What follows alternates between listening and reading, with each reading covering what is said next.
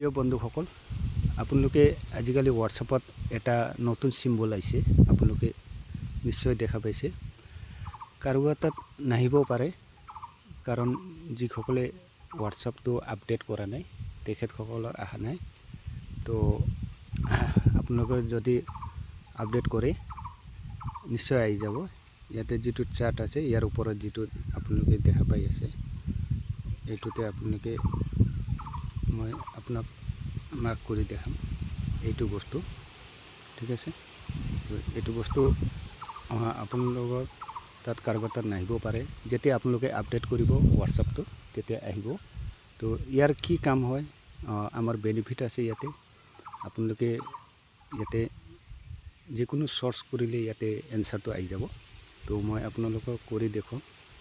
তো মই বেক হৈ আছোঁ, আকৌ অ'পেন কৰিলোঁ। তো মই ইয়াতে ক্লিক কৰিলোঁ। ইয়াতে আপুনি ধৰক মই আগতে কিছুমান বস্তু মই চাৰ্চ কৰিছোঁ।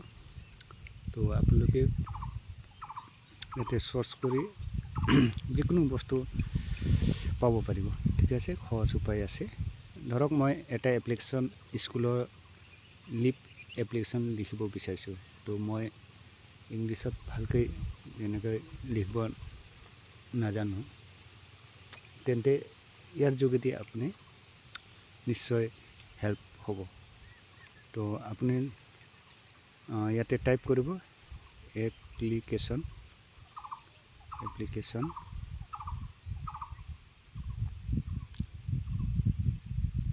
লিপ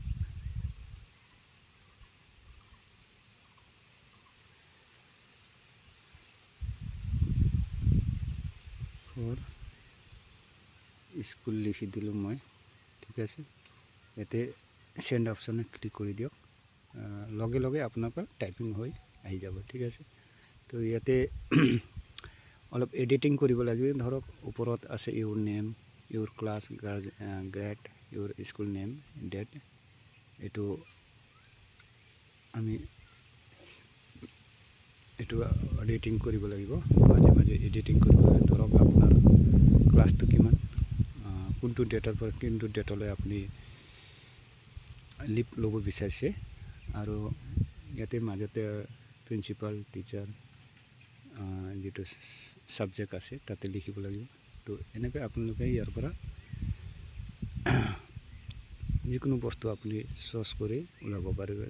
আৰু এটা মই চৰ্চ কৰি দেখাম, এছে বিহু ৰচনা, বিহু এছে। ঠিক আছে, তো এনেকৈ কৰি আপুনি ইয়াতে ক্লিক কৰি দিব। আপোনাৰ 1 ছেকেণ্ডৰ ভিতৰতে আপোনাক বনাই দি দিব। ঠিক আছে, এনেকৈ চাওক, ইমান ধুনীয়াকৈ শ্বৰ্টত বনাই পেলাই দি দিছে। তো ইয়াৰ কামটো এইটোৱে হৈছে যে আপুনি ইয়াৰ যোগেদি বহুতো কাম আপুনি কৰিব পাৰিব, আৰু আপোনাৰ কাৰণে লাইফৰ কাৰণে সহজ হৈ পৰিব। ঠিক আছে বন্ধুসকল, মই আজি যিটো জ্ঞান দৰ্শনত মই এইটোকে আজি দেখাবলৈ বিচাৰিছিলোঁ। তো যথেষ্ট আপুনি গম পালে বুলি মই আশা ৰাখিছোঁ।